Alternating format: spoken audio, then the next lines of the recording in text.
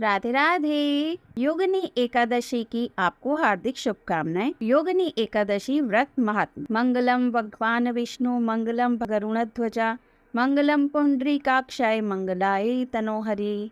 युधिष्ठिर बोले कि हे प्रभु मधुसूदन, आषाढ़ मास की कृष्ण पक्ष की एकादशी का क्या महात्म है, कृपा करके मुझे बतलाइए। श्री कृष्ण बोले कि हे राजन, आषाढ़ मास की कृष्ण पक्ष की एकादशी का नाम है योगिनी। इस व्रत के प्रभाव से मनुष्य के महापातक नष्ट होकर वह इस लोक में सुख भोग कर परलोक का सुख भोगता है। इस एकादशी से संबंधित कथा सुनो। अलकापुरी का राजा कुबेर भगवान शिव का परम भक्त था। इसके यहाँ हेममाली नामक एक यक्ष पूजन के लिए सदैव पुष्प लाया करता था। उनकी पत्नी विशालाक्षी पत्नी के प्रति अति कामसक्त रहता था। एक दिन हेममाली मानस सरोवर से पुष्प लाकर घर पर ही रुक गया और पत्नी से रमण करने लगा। दोपहर तक भी वह कुबेर के पास नहीं पहुंचा तो कुबेर क्रोधित हो गया। उसने अपने सेवकों को उसकी खोज करने के लिए भेजा तो सेवकों ने आकर बतलाया कि राजन, वह अभी तक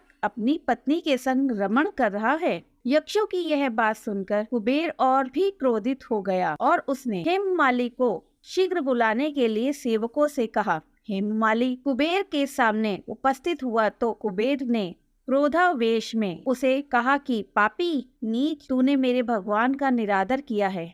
मैं तुझे शाप देता हूँ कि तू स्त्री के वियोग का दुख भोग और मृत्यु लोक में जाकर कोढ़ी हो जाएगा। कुबेर के शाप से हेममाली उसी क्षण स्वर्ग से पृथ्वी पर गिरा और कोढ़ी हो गया। उसकी पत्नी समय लुप्त हो गई। मृत्यु लोक में उसने महान दुख भोगे, लेकिन शिव पूजा के प्रभाव से उसकी बुद्धि मलिन नहीं हुई और वह भ्रमण करता हुआ सुमेरु पर्वत के शिखर पर जा पहुंचा। वहां उसे मार्कंडे मुनि के दर्शन हुए। मार्कंडे मुनि ने उसे देखकर परोपकार की भावना से कोढ़ी होने का कारण पूछा। उसने कहा कि हे यक्षराज, उसने कहा कि मैं यक्षराज कुबेर का सेवक हूँ और नित्य उनकी पूजा के लिए पुष्प लाया करता था। एक दिन स्त्री के संग रमण करते हुए मुझे विलंब हो गया, अतः दोपहर तक भी नहीं पहुँचने के कारण उन्होंने मुझे शाप दे दिया। उसी शाप को मैं भोग रहा हूँ। अब आप कोई उपाय बतलाइए जिसे मेरा कल्याण हो। मार्कंडे मुनि बोले कि तुमने सब कुछ सत्य कहा है, अतः मैं तुम्हारे कल्याण उपाय बताता हूँ। तुम आषाढ़ मास के कृष्ण पक्ष की योगिनी एकादशी का विधि विधान से व्रत करो,